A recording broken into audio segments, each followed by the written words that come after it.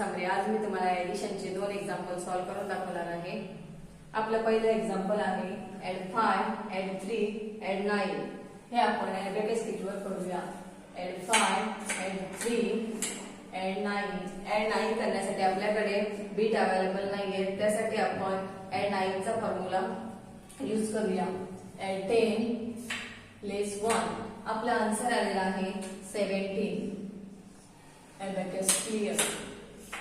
आपलं दुसरं एक्झाम्पल आहे add 7, add 2, add 9. हे आपण ॲबॅकस शीटवर करूया.